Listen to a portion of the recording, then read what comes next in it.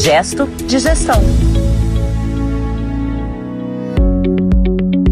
Olá, seja muito bem-vinda, seja muito bem-vindo ao Gesto de Gestão, é o podcast da Administração de Escritórios de Advocacia. Quem vos fala é o Alexandre Lupe e essa é uma iniciativa do André Porto Alegre, jornalista, especialista em gestão legal e o meu amigo também, afinal de contas, poxa vida. Olá, André, tudo bem? Olá, Lupe, tudo ótimo. Bom, Lupe, chegamos ao 10º episódio do Gesto de Gestão.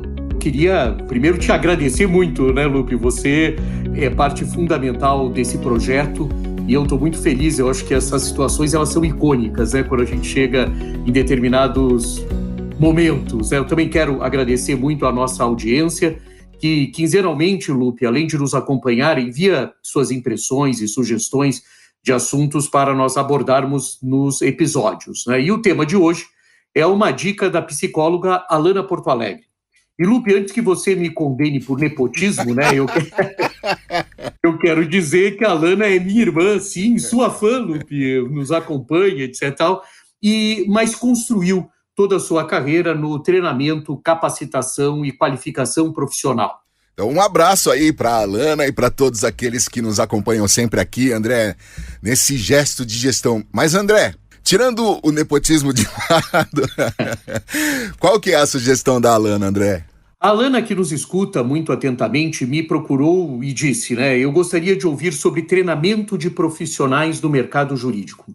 E sabe, Lupe, ela tem razão. Creio que poucas atividades profissionais têm um aspecto do estágio tão bem resolvido quanto o direito. Os alunos de advocacia, desde os primeiros anos do curso, têm uma infinidade de possibilidades de estagiar. Isso pode acontecer em escritórios, em departamentos jurídicos de empresas, nos tribunais, no Ministério Público, na Defensoria, ou seja, os estudantes são estimulados a vivenciar práticas profissionais sem ainda ter o pleno domínio das competências da profissão. Mas a provocação da sugestão do tema, na realidade, é o seguinte, né? Isso é treinamento?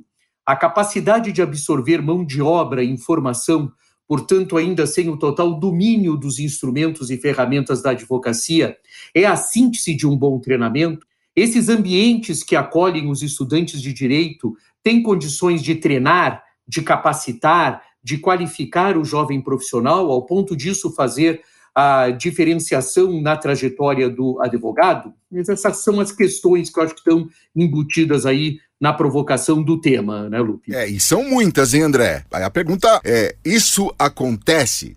E se não acontece, por quê? Pois é, Lupe, aqui não é o Faustão, mas tem algumas pegadinhas. É o seu amigo Faustão, para quem a gente manda um abraço também, né? Vamos começar afirmando que não há uma matriz de orientação para o treinamento nas empresas, escritórios ou órgãos públicos que recebem estagiários de advocacia. Portanto, o que se percebe, antes de tudo, Lupe, é uma falta de padrão. Nas empresas, a abordagem é meio no modelo top-down, né, de cima para baixo, com pouca margem para que o departamento jurídico determine o que é realmente treinamento de um jovem advogado. As regras são da empresa e um estagiário, antes de aprender a prática do direito, será submetido às regras da própria companhia, que variam e, portanto, não constituem um padrão. Nos escritórios, cada um atua de uma forma. E pior, dentro do escritório, também não há uma uniformidade de atuação, porque cada chefia, cada head de uma área, define os seus modelos. Isso é muito típico da advocacia. Essa autonomia das áreas, Lupe, dentro do mesmo escritório, reflete em diferentes aspectos. Por exemplo, às vezes os preços que são praticados não são os mesmos, o padrão de atendimento não é o mesmo, o padrão de atuação não é o mesmo, a proposta, Lupe, muitas vezes não é o mesmo e, como não poderia deixar de ser, modelos de treinamento de jovens profissionais não são os mesmos, ou seja, não há padrão novamente.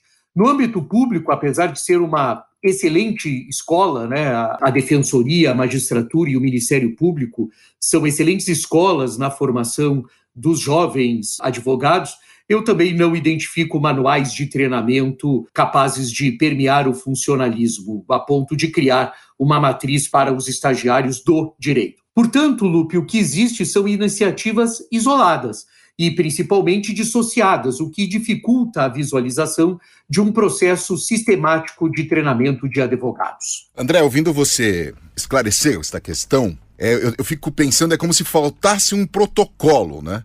Mas o que isso provoca? Existem protocolos de treinamento em outras atividades profissionais? Provoca uma vulnerabilidade, né, Lupe, no treinamento dos advogados, que ficam à mercê das idiosincrasias e vicissitudes de superiores hierárquicos, né, muitas vezes despreparados para a formação e orientação de talentos, o que não significa, Lupe, que sejam maus profissionais, né, que nem todo mundo tem a competência do treinamento. Isso tem consequências que podem ir desde a decepção com a carreira, né, jovens que ficam um pouco largados, digamos assim, né, se decepcionam com a carreira exatamente em um momento em que devia ser de descobertas preferencialmente encantadoras, né? Quer dizer, você está entrando no mercado de trabalho. Passa também pela perda de autoestima, né, na possibilidade de se enfrentar uma chefia com certo grau de agressividade na exigência do cumprimento das tarefas. E, Lupe, não se surpreenda, isso é relativamente comum pela própria pressão do dia a dia. Também passa pela procura incessante do lugar ideal, ou seja, aquele que fará o acolhimento adequado para cada tipo de advogado. Isso provoca o fato de que o advogado, o jovem advogado, o estagiário, comece a procurar incessantemente o lugar ideal, né? E esse lugar ideal, Lupe, nós dois sabemos, até porque por conta das nossas próprias trajetórias, que ele não existe necessariamente, mas começa a haver essa demanda e isso também não é um bom sinal. Eu tenho certeza que alguns ouvintes devem estar imaginando que isso é um pensamento utópico, né, distante da realidade do mercado. Mas acredito que esse momento é fundamental, tanto para o jovem advogado quanto para o ente contratante, né? Então, assim, esse padrão, esse protocolo não é uma utopia. Pessoalmente, no início da minha trilha de aprendizado na gestão legal, eu enfrentei uma situação com um estagiário que era muito mal avaliado pelo seu superior. Essa avaliação não era sistematizada. Então, faltavam para a administração do escritório subsídios para identificar se o problema estava no estagiário, no seu superior ou na carência de um processo sistêmico de avaliação. Então, estou colocando que há motivos para que a gente não pense, Lupe, que é uma utopia, né? Eu, pessoalmente, enfrentei com esse jovem profissional, ele era mal avaliado, mas a gente não conseguia identificar se o problema estava nele, se o problema estava no superior ou na carência de um processo sistêmico de avaliação. Diante desse impasse e da recorrência de reclamações, foi uma decisão minha, decidi por dispensá-lo. E até hoje não sei se tinha lacunas na sua formação ou se ele estava no lugar errado. Porque também a gente tem que considerar, viu, Lupe, que nem todos os escritórios são adequados para um tipo de profissional. Depois que eu tomei essa decisão e comuniquei o estagiário sobre a sua dispensa, eu recebi a visita de um advogado mais velho, que a gente chama de um advogado sênior, com mais experiência, que não trabalhava diretamente com o jovem dispensado e que afirmou, para minha surpresa, que a minha decisão podia prejudicar para sempre a carreira daquele advogado.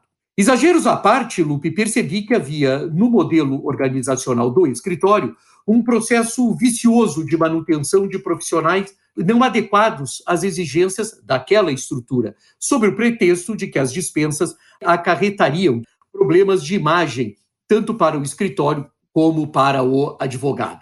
Esse modelo não é raro na advocacia, ou seja, a gente recorre e permanece, inclusive, com profissionais que, ao serem dispensados, claro que com toda a gentileza, Lupe, etc., podem encontrar lugares mais adequados para o seu desenvolvimento profissional. E aí, André, você acabou de citar um caso, né? E dentro da sua experiência, o que pode ser implementado para melhorar essa relação e, principalmente, André, fortalecer os aspectos de treinamento, capacitação e qualificação profissional por meio da vivência prática e para além da escola, André? Então, Lupe, novamente estamos diante de uma atribuição da gestão legal. Os recursos humanos são a essência da prática da advocacia, principalmente nos escritórios, porque esse é o seu fim.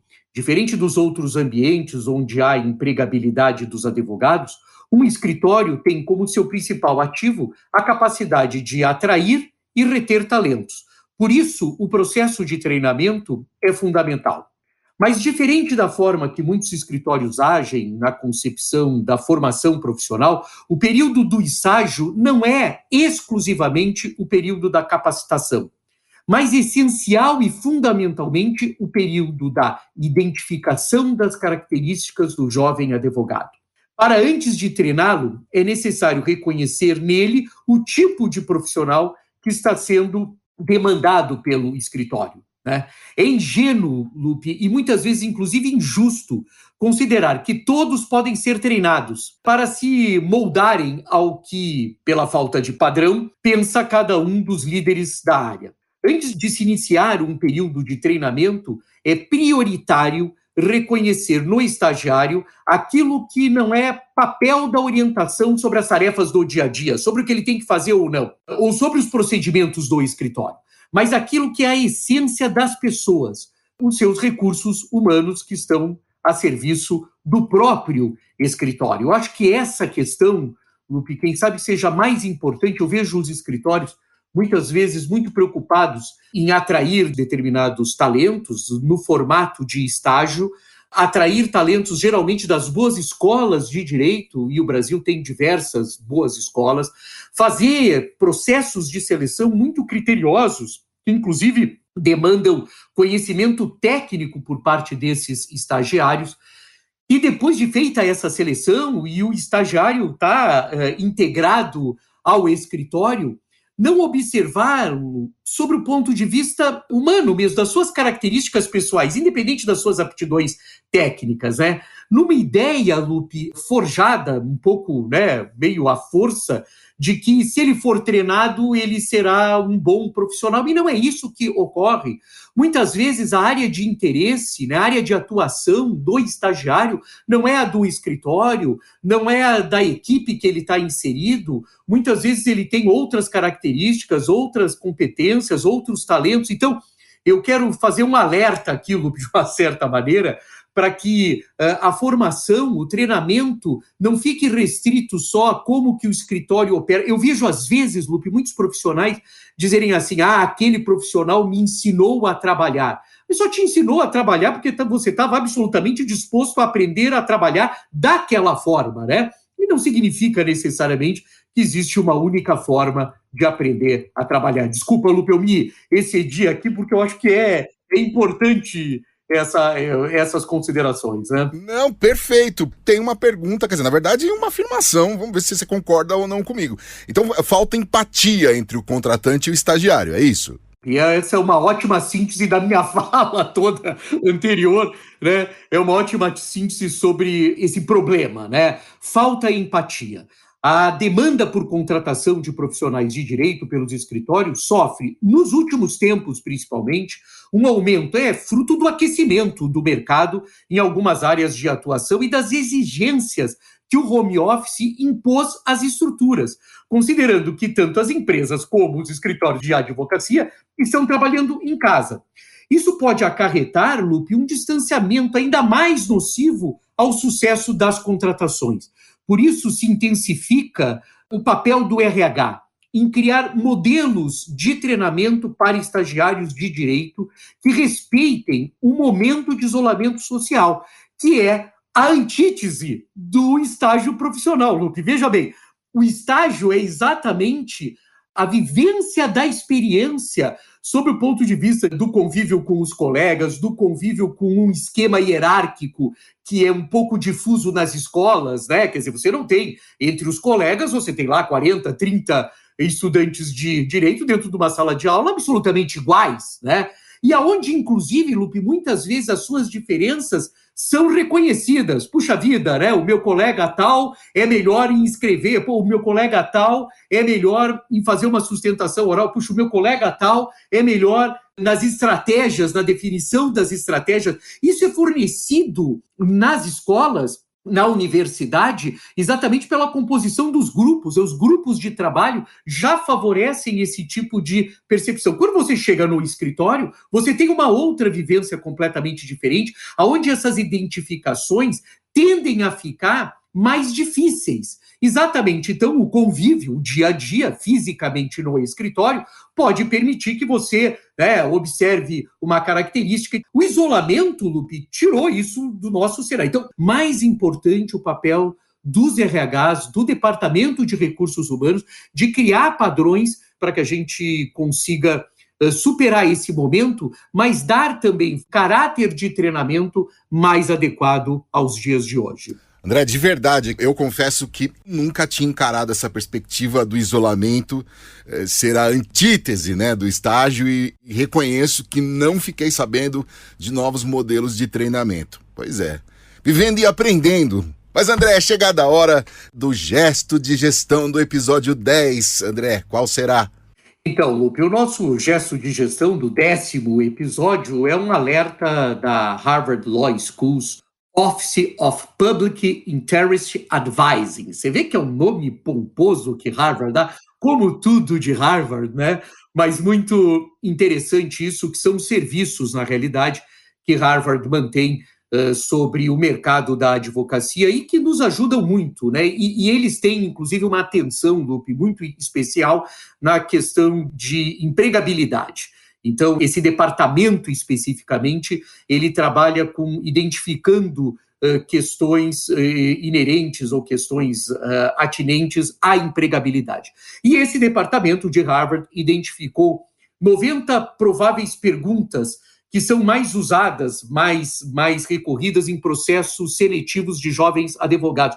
Muito próximo do que nós estamos falando hoje, né? Então, Harvard consolidou isso tanto para escritórios de advocacia quanto para departamentos jurídicos. E olha, Lupe, que coisa impressionante.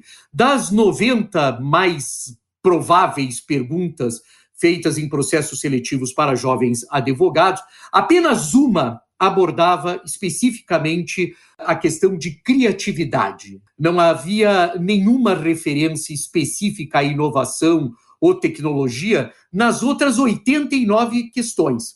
Então, enquanto as empresas inovadoras, que são os xodós do mercado, Lupe? Nós todos gostamos aí de saber qual é o encaminhamento que é dado por essas empresas de tecnologia inovadoras, enquanto elas perguntam, isso é informação da própria Harvard, tá, Lupe? Enquanto elas perguntam assim, conte-me sobre uma época em que você inventou algo, os escritórios de advocacia perguntam, conte-me sobre um assunto jurídico complexo em que você trabalhou. Então, veja que diferença tremenda, é uma síntese, E as empresas, Lupe, que vão ser clientes desses escritórios. Então, eu acho impressionante, Escritórios de advocacia são prestadores de serviço exatamente dessas empresas. Essas empresas são grandes contratantes. Então, é importante a gente saber, inclusive, o que essas empresas querem, não só dos seus colaboradores, mas como dos seus prestadores de serviços, em suma, dos advogados terceirizados que trabalham para eles, À medida que os advogados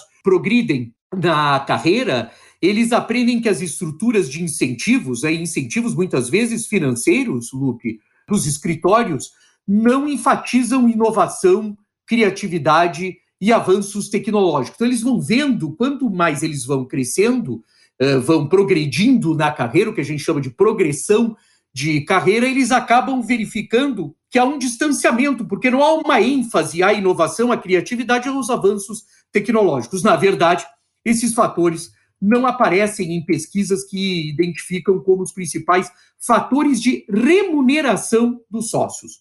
Quando solicitados a identificar fatores qualitativos e quantitativos que deveriam ter maior peso na remuneração dos sócios, não são mencionados, segundo Harvard, a inovação, a criatividade ou os avanços tecnológicos. Além disso, a falta de criatividade, inovação ou conhecimento, proficiência em tecnologia, não é citada pelos sócios como uma barreira para fazer novos sócios. Portanto, mudar esse comportamento é o gesto de gestão inspirado em Harvard desse episódio, Lupe, que tem muita relação com tudo que nós falamos aqui. Eu até um dia desses, Lupe, escrevi um artigo afirmando que advogados não são inovadores. Então, veja que não é exigido nisso, O resumo disso é que, além de não ser um ponto de partida para a contratação, não é um elemento fundamental na progressão de carreira.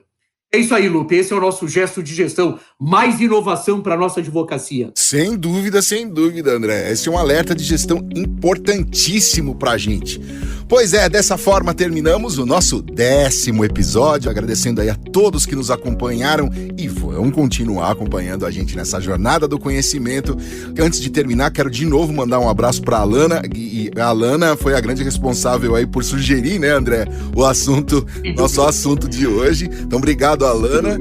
E é isso aí, o Gesto de Gestão é o podcast sobre administração de escritórios de advocacia, uma iniciativa do André Porto Alegre, que acabou de falar com a gente diretamente da sua biblioteca, e eu, Alexandre Lupe, aqui diretamente do estúdio da Compasso. Lembrando que o André também é um especialista em gestão legal. O Gesto de Gestão tem produção da Compasso Colab e a gente se fala no próximo episódio. Obrigado! Gesto de Gestão.